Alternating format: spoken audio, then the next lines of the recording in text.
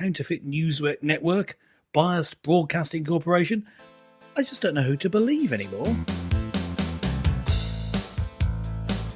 Hello and welcome to the show. Colourful conversations with a believable Mark and Pete. Oh, yes. Yes, this is the show dedicated to religion, politics and business. Fake news is everywhere. My goodness, who do we believe?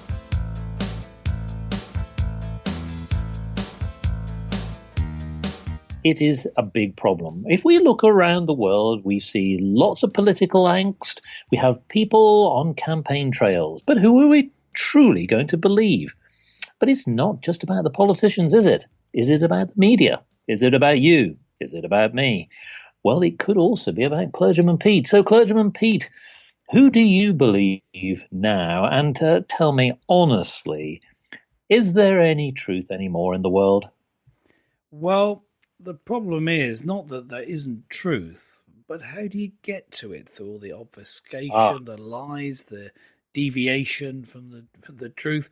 You know, it is a bit like a game of Just a Minute, a well-known game in which you're meant to just keep talking without deviation, which includes deviation from the truth.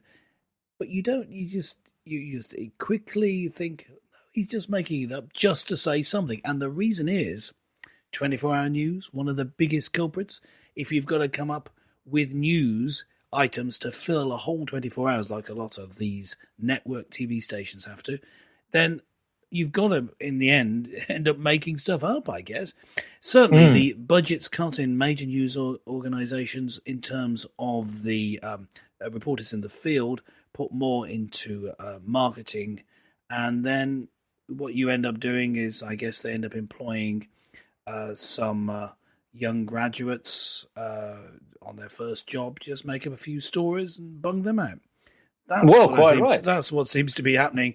I was singled out CNN and the BBC mainly because they had initials, so you could put jokey names to them. But they are at some of the biggest culprits, but there are other counterfeit networks available. Well, let's name some of them. Yes, because it has been known that I believe that Facebook, for example, has also had some issues.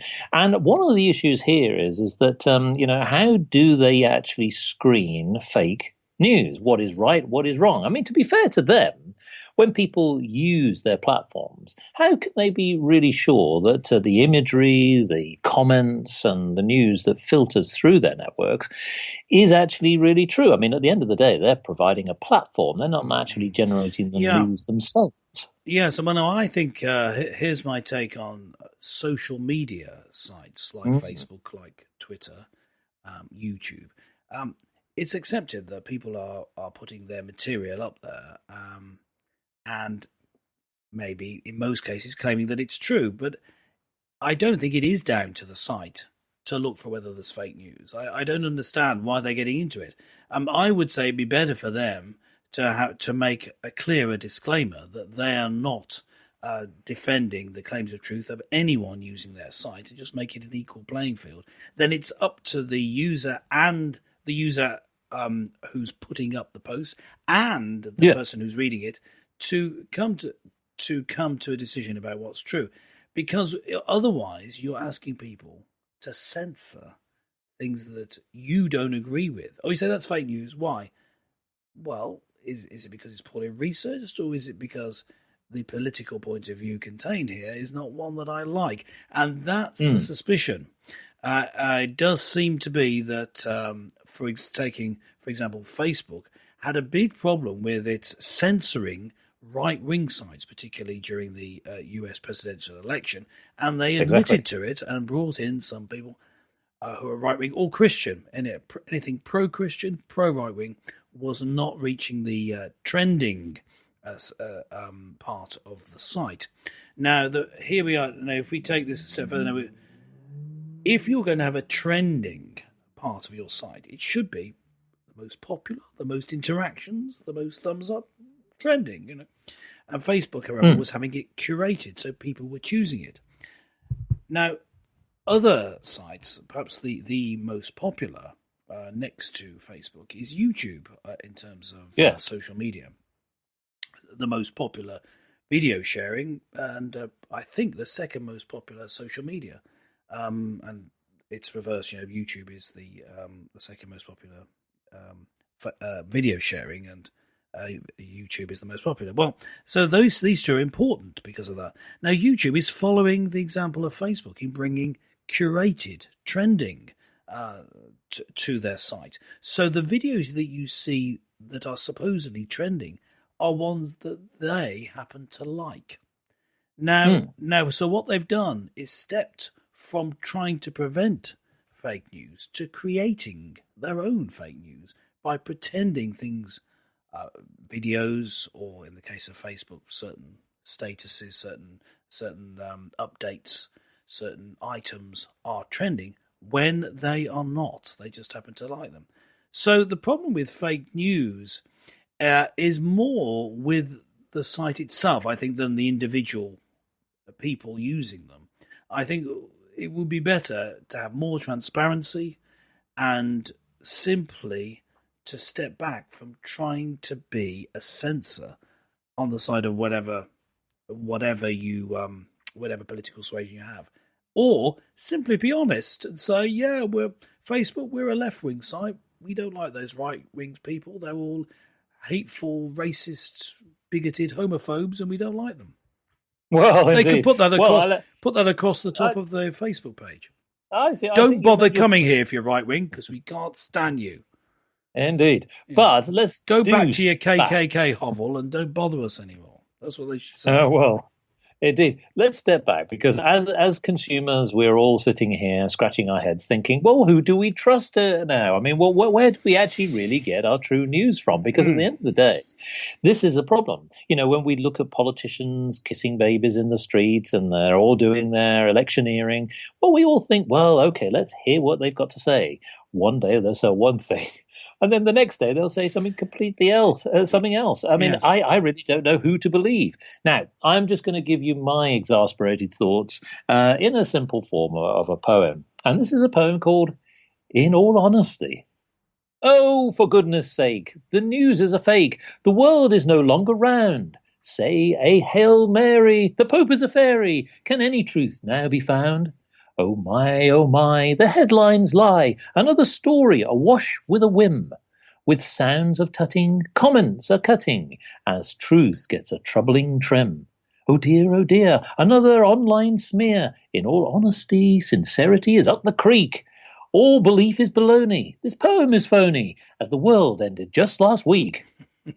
So, I wouldn't be surprised. I do believe that it did end last week. And what we're seeing here now is the aftermath. Yes, folks, that's the news, honestly.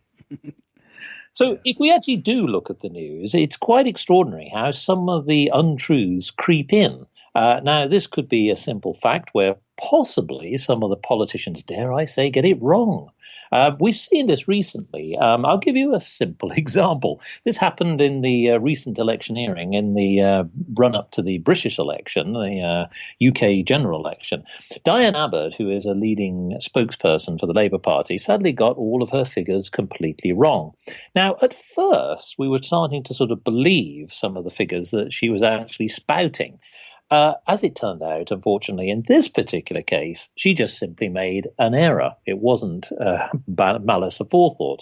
So we've not only got those who are perhaps unscrupulous, but those who just simply genuinely make mistakes. So when we look at fake news, we've also got to look at it for the fact that often people just get it wrong. Yes. Now, I think we can differentiate between the political opinions or the political propaganda of a particular politician or political party and news that claims to be neutral, unbiased and factual. The problem is that I don't think any news agency can actually claim that. There are two ways that they can counter it. One is you could be honest about the bias. That's what I said before. And personally, I think that that's the best route. This is my personal preference, that you're honest about your bias, then you do try and just report the facts and you make sure that you do that.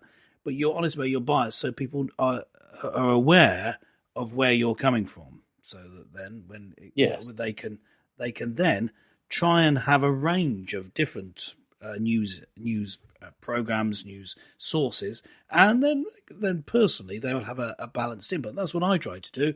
I use internet sources, so both video and blogs, and try and get people with different backgrounds. There were some online individuals. You look at a relatively new YouTube channel called Timcast. The premise of which is that there's a reporter called Tim who goes out to actual trouble spots and reports directly from them. So this sort of work is good, I think, and he's very open about his personal biases, but he's trying to report the news in an unbiased a way as possible. Now, another way, if you're committed to saying, no, we are absolutely neutral, if you're really trying to say that, which I think is a mistake, but if you're actually trying to do that, which people like CNN and the BBC do claim, despite their very obvious left-wing bias, they claim this. And so what they need to do, I think, is to employ people of different political persuasions to work with them. When they try and employ for diversity, forget about things like trying to get a certain number of people of different hues of skin, which is completely irrelevant to anything. I mean, what does your skin colour matter? It shouldn't matter. But try and get people with different political opinions. A diversity of opinion would be better. And then, although not claiming that each reporter is neutral, as a whole, you could be effectively neutral because the different persuasions, different political points of view of the different reporters balance each other out. Particularly if you had that within the group of people who write your opinion pieces, but also those who do the frontline reporting work. I think that's a way.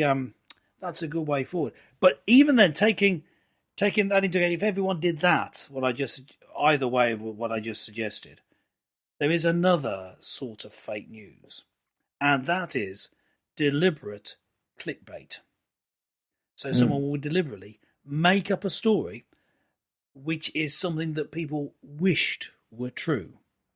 I saw both this done to both presidential candidates in the US presidential election. Donald Trump is dead and Hillary Clinton is dead. Both were reported as clickbait. You mean that's not true? And I don't. Well, I don't think so. But it's difficult to tell. Yes. Yes. I was going to say particularly with Hillary Clinton, but that portrays my particular political bias in that I find Donald Trump more entertaining. It's less a political bias and more an entertainment bias. But I suppose you could say Clinton is better as a sort of tragic figure. But they were both reported as being dead because there were a certain number of people who wanted that to be true, so you get them to click on it and you get the advertising revenue. And that sort of fake news is what people like Facebook were talking about countering. But in practice, they would then end up stopping anyone who they disagree with. And that's why I think when it comes to social media, it's best to just keep out of it. Keep the actual showing of graphic violence and nudity off your site, but with opinion, let it be free reign. Well, I think that the social media is certainly something that has played its part significantly. I mean, not just in the American election, but also we're seeing in places like the French election. Hacking, for example, we've already seen that there's hacking that's taken place with Emmanuel Macron and data that apparently has been leaked about some of his own personal files and affairs. Now, the fact is, and when I say affairs, that's his business affairs, of course, Mr. Macron, nothing that's untoward. But nevertheless, social media is to blame here. Now, of course, what that can happen is if somebody genuinely believes in some of the news that has been manipulated, then, of course, that is something that, as you say, if the public decide that they want to believe it, well, of course, it can manifest itself. And, of course, by the nature of social media, it can reach a lot of people very, very quickly. Now, at a time of a general election, this is something that could sway people's opinions. Now, I know that this is something that's been widely debated about the American general election. Was it true that the Russians hacked the Americans' servers and actually possibly influence the outcome? Well, that's open for debate. But nevertheless, it does happen. And so I suppose really we've got to ask ourselves, what can we do to make sure that we're getting to the truth? So let's sort of look at that, because we can easily be fooled by what we see online or in social media. I think what needs to happen here is that you've got to take a slightly more aggregated view of things, in that if you're only looking at one particular channel, like social media, if you're just only following Twitter, or if you're only looking at Facebook or the BBC, which I know is your favorite broadcasting channel. Absolutely, yes. Unbiased, neutral in every way. Wonderful. Do you get listeners that perhaps possibly has an issue there? However, I do believe that the BBC offers a lot of good journalism. Right. There may be some examples. Yes, you can believe whatever you like. It's a free country. But the point being, even if it's complete nonsense. As citizens, we and business people, and even occasionally clergymen, we need to start thinking a little bit wider. We shouldn't be just relying on one channel, yes. and perhaps do a little bit more work, a little bit more groundwork. The reason I say this, I think that we have often sort of become a little bit lazy, in the sense that the instant news is what we only rely on. Yeah. If we knew the subject a little bit better and did our own research, say, for example, look at TV, look at social media, read books, look at, you do your own research, then you'll formulate, I think, a better opinion, and you can judge when things go right or wrong. Now, let me ask you here, I mean, what do you see from your parishioners? Are they heavily reliant on social media, or perhaps do they rely on other sources? Well, yes, social media is one way that people get alerted to the news, and this is where I think social media plays a very important role. So they will get the alert that something's happening, but the details, they will go to a different site. So on Facebook, or perhaps on Twitter. It used to be so in the past. Not so much. Doesn't seem to be used quite so much now. I don't know whether that's just my personal experience, but Twitter or Facebook are the big ones for you know that something's happened because you see it on that site, but then you go and look up about it, perhaps using a specialist news site. Or what I would do, which would be to go to a variety of different sources, as I said earlier, but actually individuals who have the same sort of sources as everyone else, but because they know they're experts in certain areas, they're able to filter out the rubbish.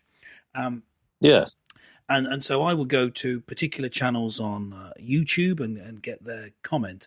And these people from different political backgrounds, different religious backgrounds, so that I get a picture. Say if there's a political comment, let's name some names. If I want a political comment, I might say, well, I'm going to look at a range. There's a channel called Sticks Hexenhammer 666. Yeah, he used to be a Satanist, so that's why it's the name. But a very good political commentator. There's Sargon of Akkad, perhaps the most well-known of these political commentators on YouTube, who would have, compare with me, quite a left-wing view, but has a good overview of politics, able to comment well. Over in Ireland, there's Computing Forever, which is actually a guy called Dave Cullen, who gives some good analysis. You see, quite a range of different people. They have different points of view. They have the same data available, but they can point me in the right direction. So that's how I'm suggesting people do use it. The way that I think that many people do. They use social media and YouTube as a pointer to where to find out the information and how to analyze it to see what's available. Let's get to the real truth here. Breaking news. What does the Bible say about Twitter and Facebook? Well, you see, here's the interesting point. The Bible. I'm not going to do a direct quote of a verse here, because we know that the Bible condemns lying and falsehood, and in the Ten Commandments. Does it have a chapter on social media? And the Ten Commandments, it says, "Do not bear false witness," which I guess would cover things like fake news, and indeed the gospel was affected by fake news when Jesus rose from the dead. There's a very specific attempt at fake news, at misleading people by the Jewish leaders of the time, who told the guards who'd dispersed after they found that the tomb was empty, to say, "Oh yeah, the disciples came and carried him away." Unfortunately for this one, is then Jesus very publicly appeared, obviously very well, hours after he should have been, if he was still alive, ripped to pieces, or a rotting corpse.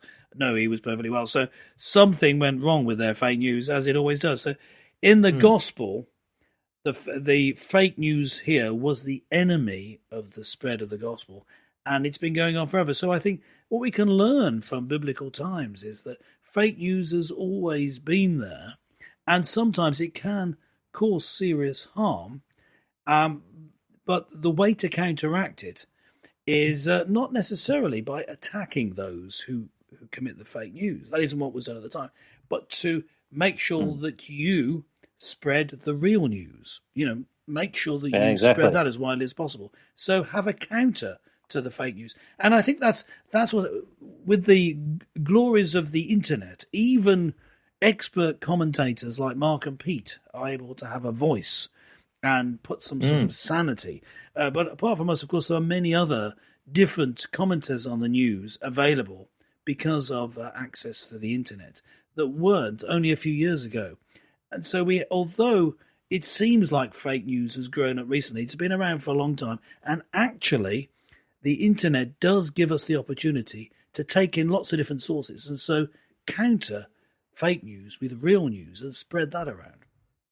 Well, what a good piece of advice. Oh, yes, fake news is not new, as Clergyman Pete has highlighted. So the truth will always win at the end of the day.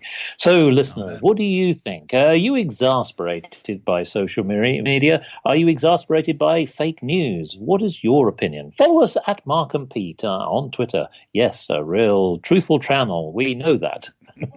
So, honestly, join us again next time for some more truthful, colourful topics with Mark and Pete. I think we fooled them.